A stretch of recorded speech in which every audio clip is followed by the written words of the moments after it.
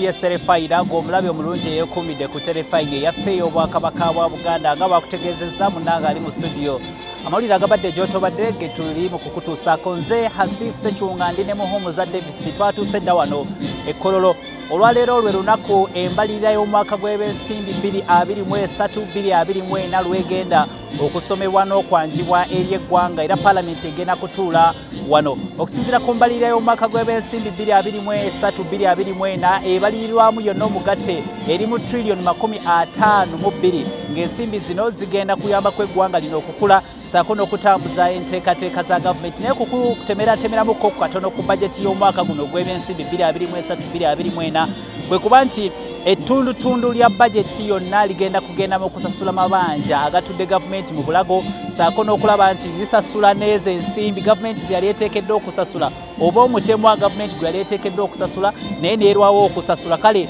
ne baba nga bateekeddwa okuwa engasi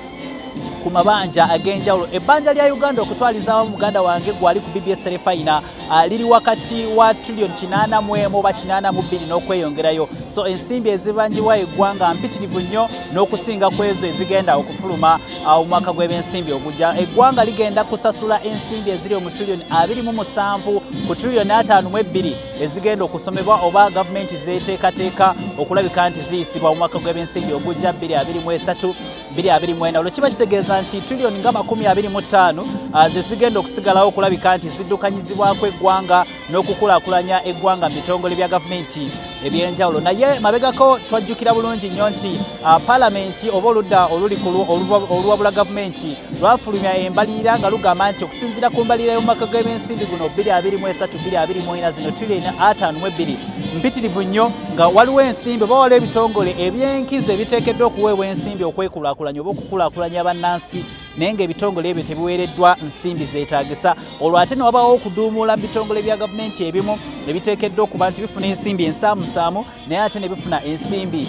empitirivu okutwaliza awamu. Gavumenti eteekateeka okulaba nti ejja omusolo mu bannansi kye twandiyise domestic revenue mu lulimi oluzungu okusobola okulaba ng'eddukanya eggwanga lino saako n'okuwola oba n'okwewola ensimbi ng'ensimbi eziwola okuva nga gavumenti yeewola ensimbi okuva mu bitongole ebyenjawulo ebiri kuno ne bannansi gye beewolera ate ekiyinza okuleetera bannansi okwebuuza kiki ekiyinza okuddirira kubanga gavumenti bwe yeewola ku bitongole ebiteekeddwa okuwola bannansi ne gavumenti nejja ne yeewola ku bitongole oba abantu kuno kiba kitegeeza nti wagenda kubeerawo okuvuganya wakati wa gavumenti n'abantu ba bulijjo nga wano abakugu by'ensimbi bagamba nti kijja kuleetera gavumenti okuba nga evuganya n'abantu ba bulijjo olwo kireetera abantu ba bulijjo ate obutabeera na ssente. Gavumenti eteekateeka okwewola kuno oba okukola domestic borrowing eri mu trillion nga 3 okutwaliza mu trillion 3 n'okweyongerayo naye ezo trillion 3 kiba kitegeeza nti gavumenti egenda kujja mu bantu trillion 3 ate mu kuzizzaamu eteekateeka kuzza nsimbi ezisawera na trillion kiba kitegeeza nti bingi ebyetaagisa okuba nti binyonnyola. Ekitongole oba ebisinza okuteekebwamu ssente empitirivu ebyokwerinda tukimanyi bulungi nze naawe eggwanga okuyimirirawo liteekeddwa okuyimirirawo nga buli omu ali mu bwerinde nga buli kimu kitambula bulungi nnyo naddala mu nsonga z'ebyokwerinda. Ensonga lwaki